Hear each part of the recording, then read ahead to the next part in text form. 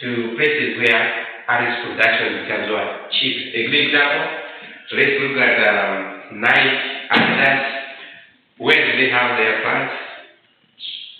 They use USA-based companies, but you find that much of the production is done much in Asia, right? Why? Because of cheap labor. So with that, we're able to see that Irish international trade or global marketing is able to reduce the cost, total operational cost. And therefore, is less than quality will improve. Quality will improve. So the quality there, definitely, as just trying to venture into the global market, definitely, there is a standard that you need to follow.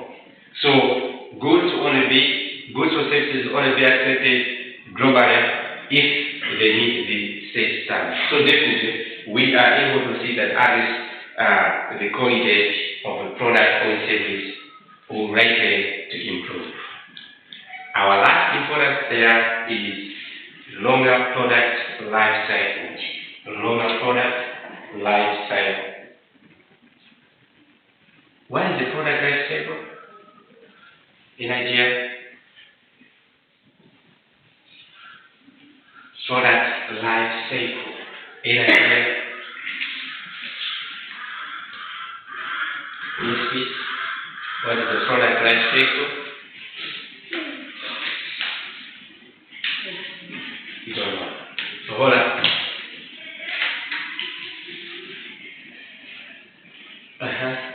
Tell us. You're writing, right? So I think longer product life cycle. When we talk about life cycle, we are looking at the time the product is put in the market and the time the product is failing. So always, as more visually, take that info, Imakaudi, Ibanga Pro, Kidango, Imazafuya, so that the product may no longer be needed, right?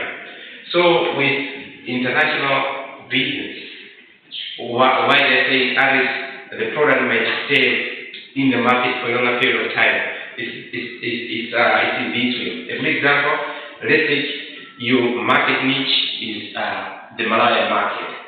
Now, if the product is phasing out within the Malayan market, you may take it to places where that product is not known. So if you take that product to that place, it's like you are trying to rejuvenate that product. The product is going to get one while the hope is phasing out. You get what it means? So we're able to see the product stay in the market for a longer period of time. Most of the time, usually, if you have a small market, if the product is phasing out, what you do is you try to improve.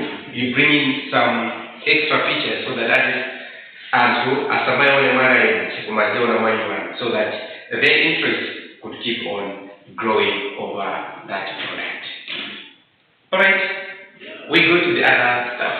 You guys, global marketing strategy.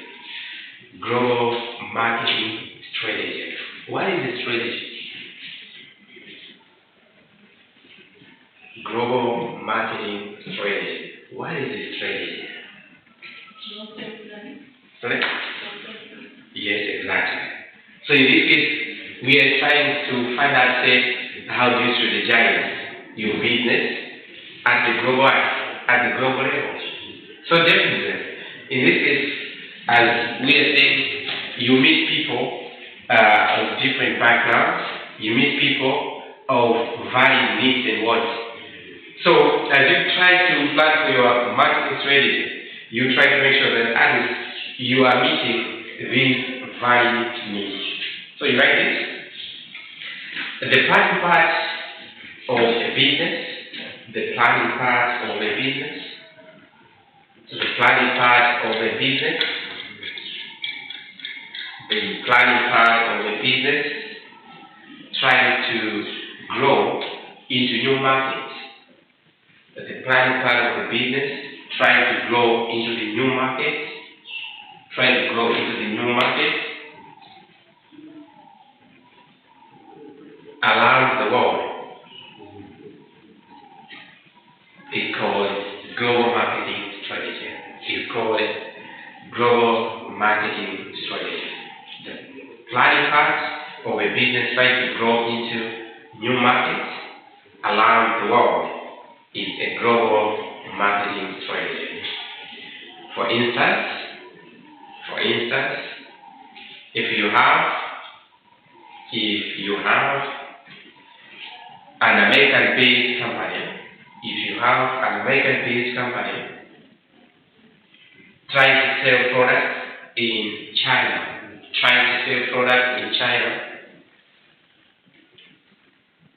you must gauge how to reach that particular audience. You must gauge how to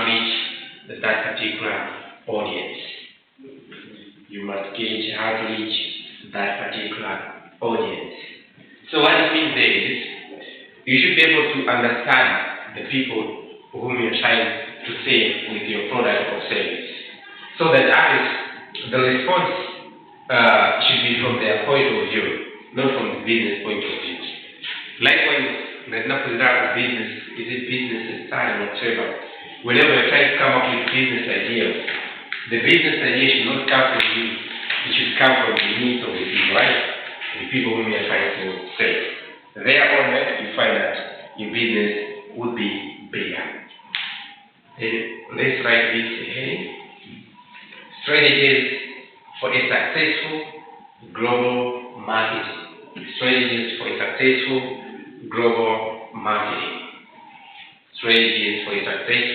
global marketing. Number one, Aristotle will help us understand this. They are saying, establish a popular and well-recognized brand and image. Establish a popular and well-recognized brand and image. So in this case, how do we make our brand culture? Is by saving people to the most expected way. So if you are in love with what you're doing, people are in love with your product, definitely they are likely to help to sell your business. Because people will be always talking about the product that you are having. A good example, let's see even our investor here. How long have you been here? 2 years. You find that the time we're joining, and you would come here probably 5 to 3 days, 4 days. But this time around, you can see the rate the investor is growing in terms of numbers, that's student number, and it is increasing. So, definitely, it might happen that probably some of you guys, you're able to go out there and tell the good part of this institution, and people get convinced. So with that means the brand of this investor is increasing. And when saying creating a good image, we are looking at nothing but reputation. What kind of reputation are you growing? So you should be able to have that reputation that will attract others. You will find that this time around, whenever parents are sending their words to school, they ask a lot of things in terms of say how their word be up like. So definitely, whenever you're establishing a business, you need to come up with something that will serve the best needs of the people. So that's our first strategy. Our second, they say use a unified approach. Use a unified approach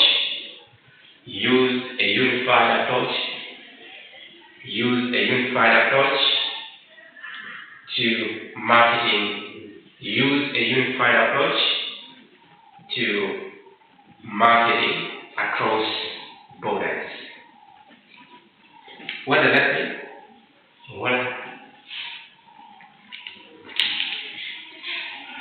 Any idea there?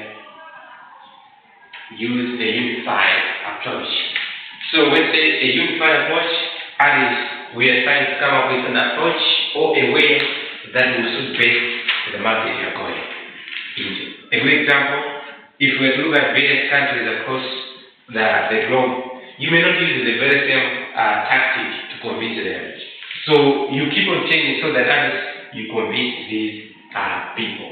So and for you to do that is first to learn and understand the people you are approaching. Our third is make a marketing plan. Make a marketing plan. So when you look at the marketing plan there, you have a step-by-step procedure or way through which you are going to learn your marketing strategy. So definitely the issue to do with budgeting and all those kind of stuff has to be employed so that as your market research should be able to give you the best. The other one is that adjust your approach. Adjust your approach. So on adjusting your approach, that is, you're just trying to make sure that at least you are able to reach the other market with the base that is same. As I've already said, you may not use the very same tactic or approach into all the markets. You are likely to adjust so that at least you save better for what you want in a particular or in each market. The other one, let's say personalized promotions. Personalized promotions. What does that mean? Personalized options. Promotions. What does that mean? Any idea?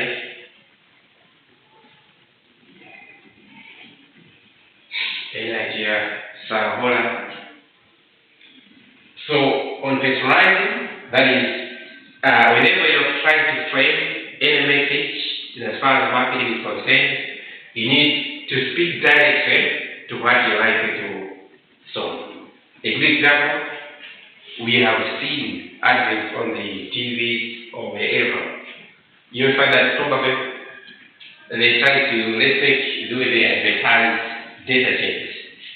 Let's take a kid playing Madobe, and they'll take that shade away, maybe either TV that is Madobe, then they soak it in the soap, it becomes pure white.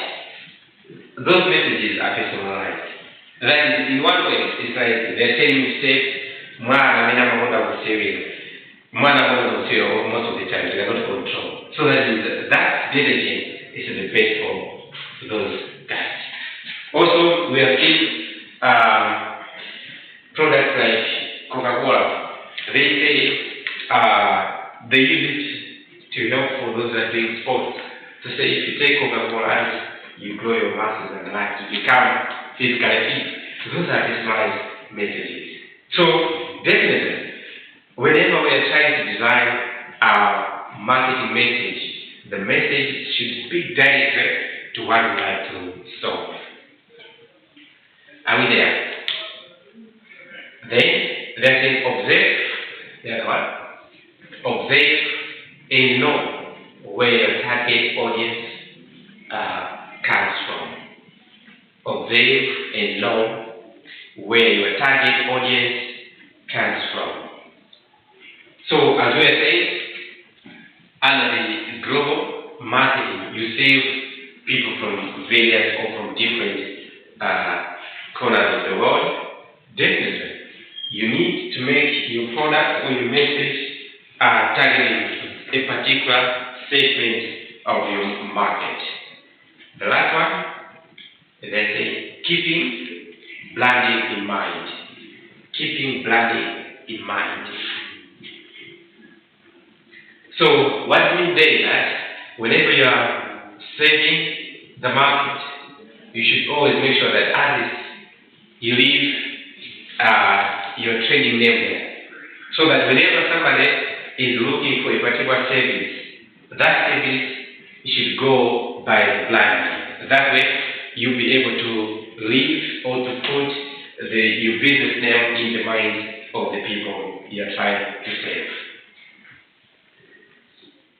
Then let's go for the other heading, and on the other heading you write development of global marketing campaign. Development of global marketing campaign. Now, we talked of marketing mix. Even at the local level, we do have that. When we talk of marketing mix, what are these? Others would call the 4 P's of marketing. How do we know them? And how do we use them? Yes, please. The 4 P's of marketing. Should I mention the 4 P's? Yes. You know them? I don't know if I'm confused, but there is product, people, price, and... Product, people, price. For the... Promotion. We have people there. Hold on.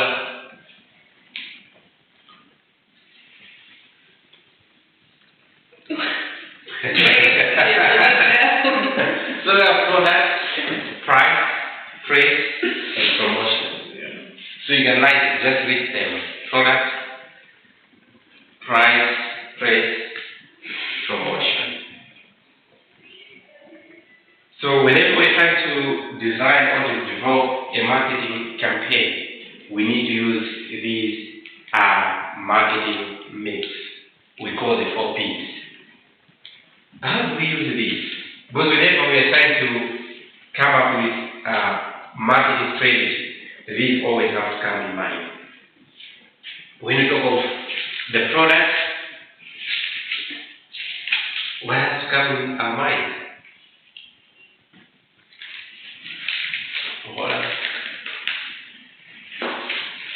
Product. So under the marketing mix, when you talk of the product, we should be able to provide the product in the market that will solve the problem that is discovered. That is, we should be able to help our customers or the market to get what they wanted by providing the product. A good example, when we talk of product, if the business is into service delivery, we are looking at the service. A good example, look here, we are giving education. So the question is, how is the quality of the service we are giving? Our people, that is, you as our customers, are you getting satisfied with what we're providing? So we should always be striving to make sure that the market or the people are getting the best from the product that we are providing. In that case, you'll be, as time goes, you'll be able to learn from the market in whatsoever response they have to the product or the service. That is the same, where the market or the people would like that you adjust the product, be it in terms of its quality and whatsoever. So, yes, sir.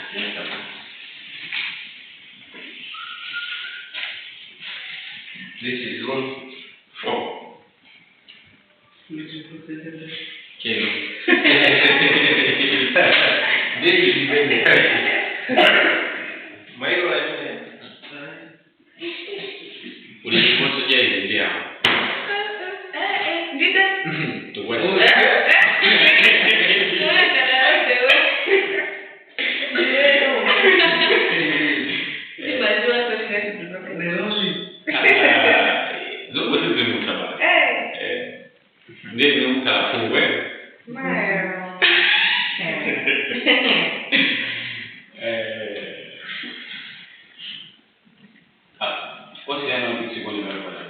Yes.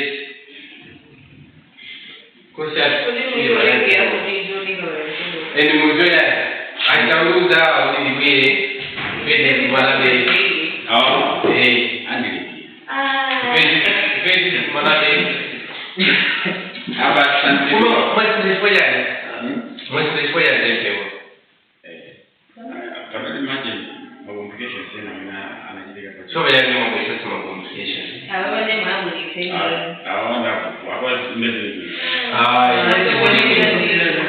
what's the one they does this? Just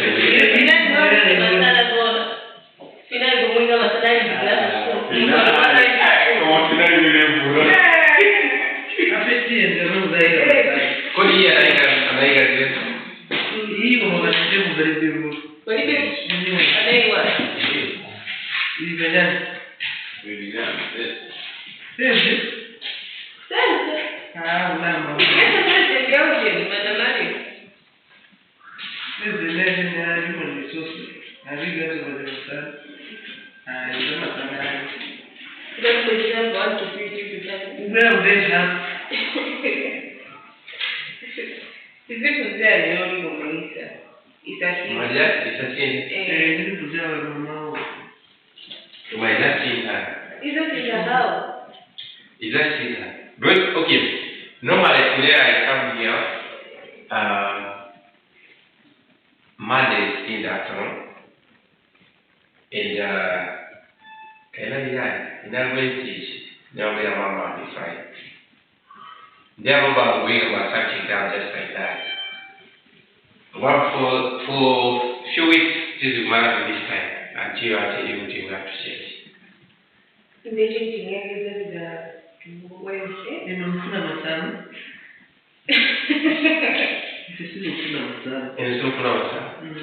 Then we choose another day that we will be meeting in the morning. We'll see what we do. Yes. Yawale? Yeah. Okay, lero Monday tomorrow ndima kuya masana. That's what has been happening. But this time around, I'm gonna last week we were supposed to meet in the morning again. yes. And we also tomorrow. Alright, we'll solve that, don't worry about that. So we talk of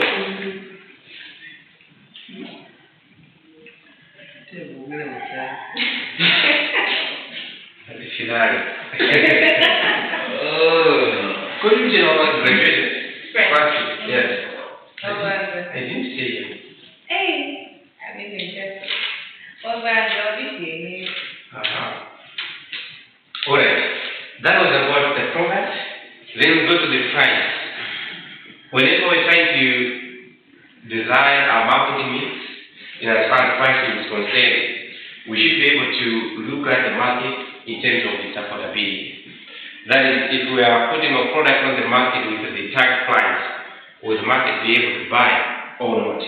So, in designing this market campaign, we should be able to understand from the customer's point of view, say this service or product at this price. Because sometimes you may find that you may not be able to make business just because the product is of course needed in the market, but from the customer's point of view, the customers are able to afford the price that you are providing. So with that, you can live as Google. So if we design our global marketing campaign, we should be able to say the product the price we are giving to our product is the price that the market can afford or can afford or can manage to pay. The last but one, we talk of place. So when we talk of place, we are much focusing on accessibility. How accessible is the place?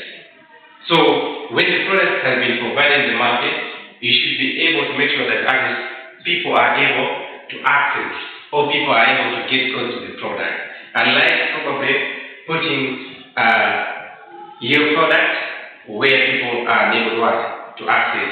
A good example, you may first say, I'm going to school in Norway, I'm going to get my town. They might be in be saying like that. If you say, you tell them, say, for example, during the DMI, the DMI is this side, right? I don't know, it's outside, you die. So when we're looking at it, how people can access the product. And at the very same time, to you as a company, you should place your business in a place where others, resources for you to do the business are also accessible. We talk of production itself. You should be able to access the raw materials without much to do. That's about placement of the line. Then we go to promotion. And when we talk promotion, we are looking at nothing but advertising and all those kind of stuff. So, in as far as the global marketing is concerned, whenever you're framing, you add a message. You should give people the exact information in as far as your product or services are about. We have seen people giving false messages just to attract people so that they can like the product. But when the reader uses the product, what was being said in the advertisement and what the product is actually doing, they're different things. So with that, you find that you may scare your customers, and that then you may not be able to have a good business. So in this, in development of global marketing strategies, we should look at all these 4 P's, all the marketing mix, so that as we design our marketing strategy in such a way that it will create an advantage to our business. Then we have the other part, various factors affecting international and global marketing. Factors affecting international and global marketing. Any factors that you know? Do you have any?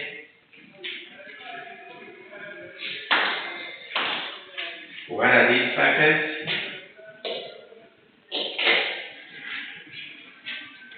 Mr. Bola, what would be these factors?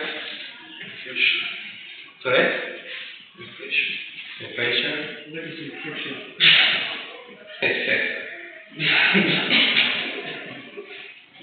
Alright, now let's have a look at that. You write first, you write global factors. Global factors. Global factors. And other global factors, you write this. The global factors that are outside. The global factors that are outside of the control of individual. That are outside of the control of individual. That are outside the control of individual organizations, but that can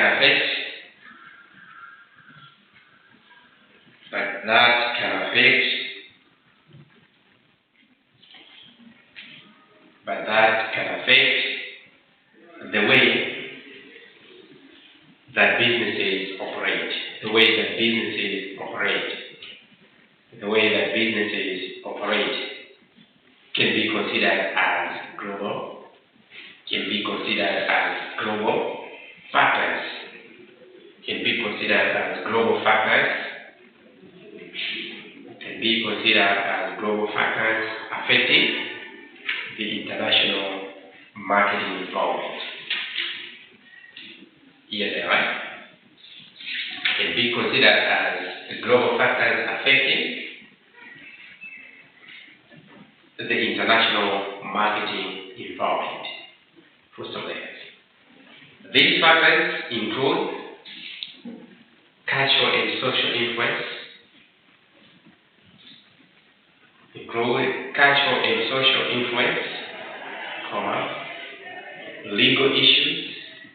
legal issues, demographic,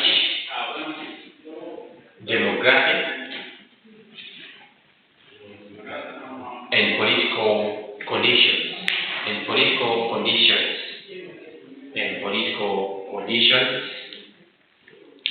as well as changes in the natural environment and technology. as well as changes in the natural environment and technology. So, if you look at the global factors there, as relating to culture and social influence, definitely, various countries, they do have various social life, various beliefs in life. So whenever you're trying to penetrate such kind of market, you should be able to understand, say, what are their values, so that you understand or you design your approach to best suit their beliefs. Because if you try to go there with a business that probably is against their social norms, then definitely you may end up not having business at all with them. But you need to understand the cultural aspect of the people and see how it will impact or influence on your business. And when you talk of legal issues, various governments, they have different rules and laws in as far as particular businesses are concerned. So you should be able to understand, say, what are the legal implications on your business, so that at least whenever you are trying to set your business, you don't have to meet much of the challenges. If the legal requirement probably is giving extra cost on your business, you should be able to see how viable or how sustainable the business will be in such kind of area. Then also talk of demographics. What is demographic? Have you heard of that word before? Demographic. Tell us. Demographic. You're still right No, we are thinking. Demographic. Demographic is about to do with age.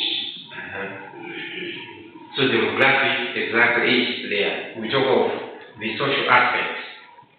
Could have no physical in terms of any all those kind of stuff. So you should be able, even like what she's saying, age, you should be able to see your business, which age group are you targeting, so that as you understand the better way through which you can approach those people. Likewise, also earning capacity. You may find that if people are not able to earn enough, then definitely you may find that doing a business will always be hard.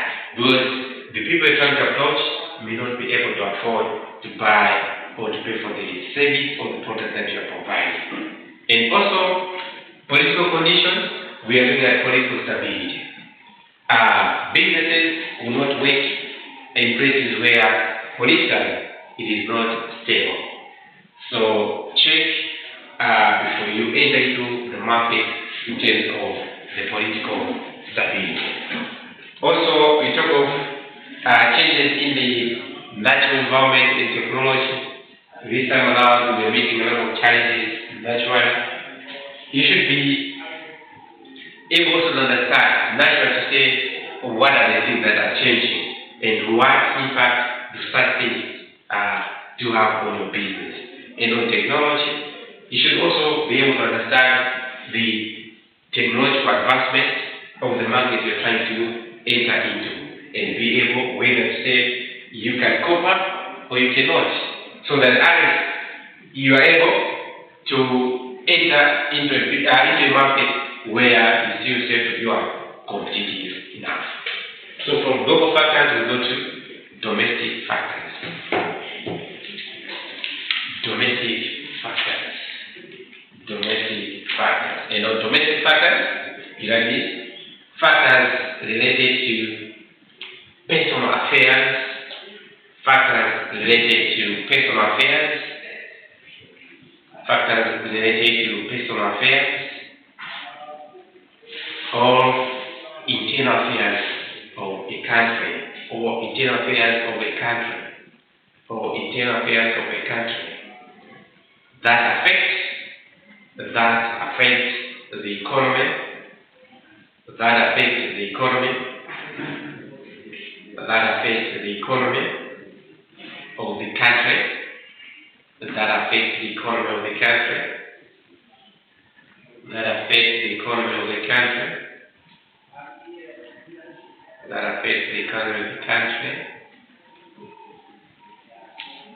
participating in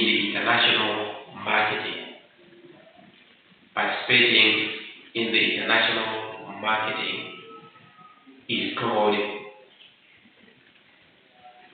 domestic factors. A good example would be here in Malawi. You find that government do put various laws and policies as far as probably exporting or importing is concerned. So you find that locally we are affected to participate on the international market. A good example, there are things and conditions to be followed if you are to sell probably goods outside the country.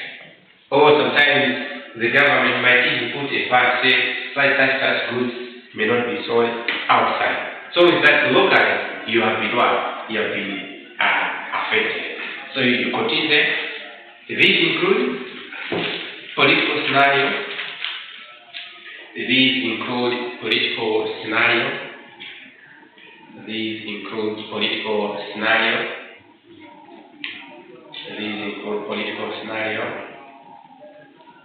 And the approach by the government, and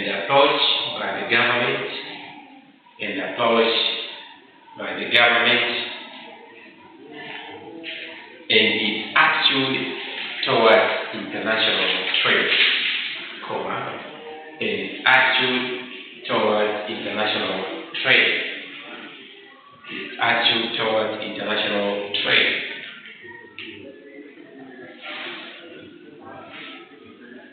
business ethics, availability and quality of infrastructure. So we find that there will be a number of items or factors that will block the company or the business from participating at international level.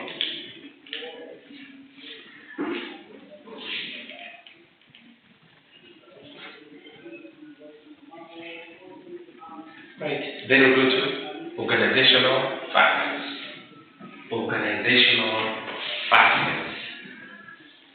In our organizational factors, we are looking at factors within the company itself. So then, the internal factors that influence the decision-making process.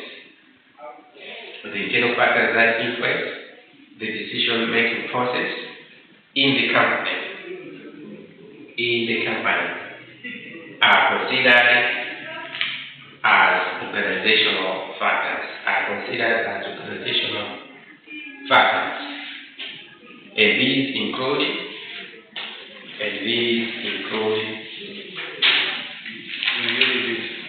correct? Okay. I would say the internal factors that influence the decision-making process.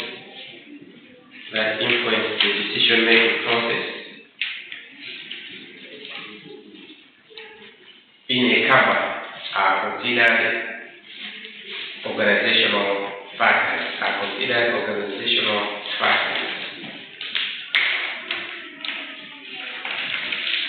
These include the events, people. These include the events, people.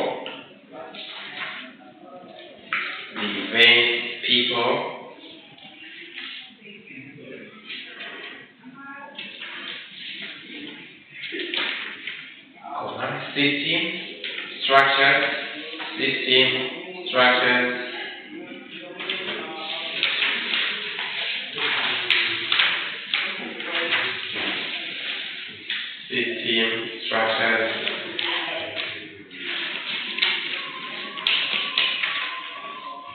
And conditions inside an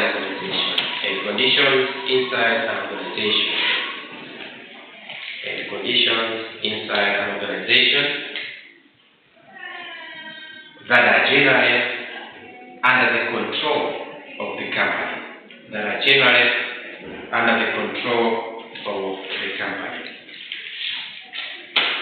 So in this case, if the company's management does not have that interest to participate in the international market, you may find that the company may not be able to run internationally.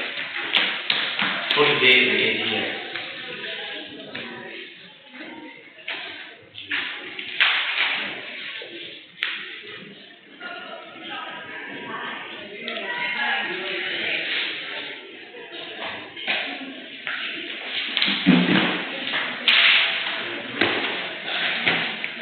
Remember the name of the course. Yeah.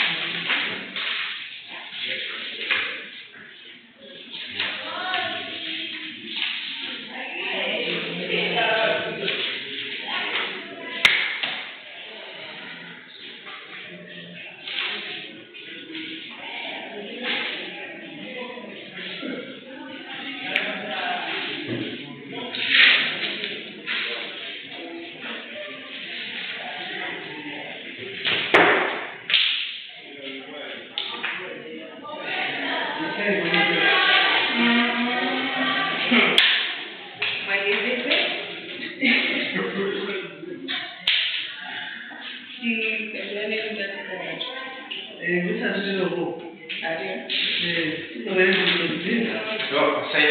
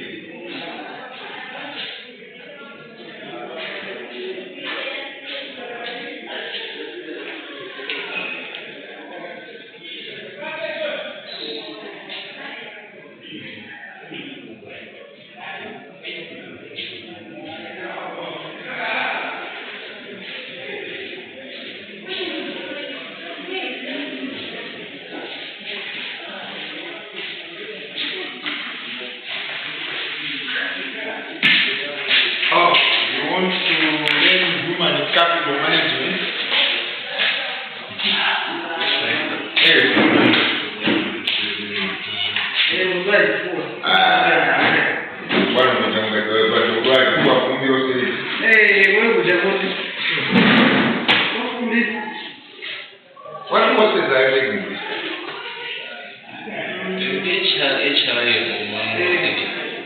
Huh? She's HRM in their school. Oh.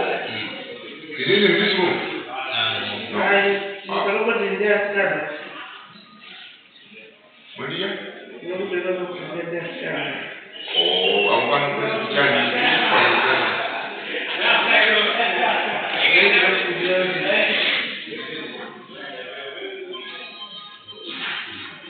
Investment and portfolio management. Oh, yeah, BBA. About the level of international global marketing. The HR manager. About HRM.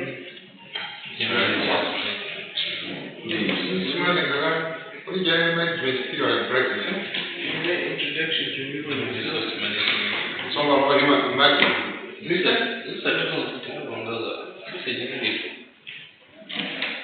Introduction to human resource. The progressive student. Yeah.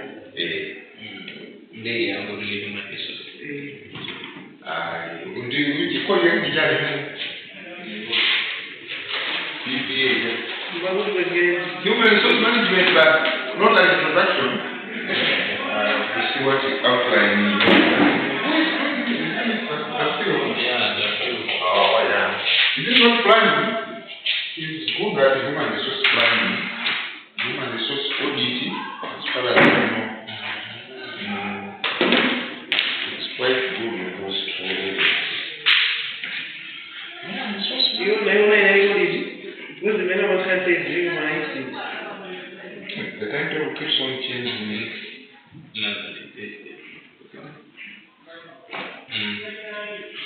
Here's the time. Hey, what about the human resource management? BPA 414. Oh, okay. I think I said the water book.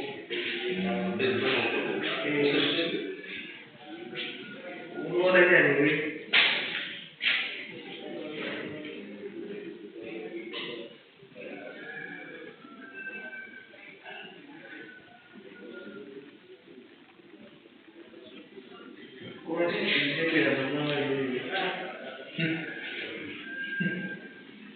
Masala is the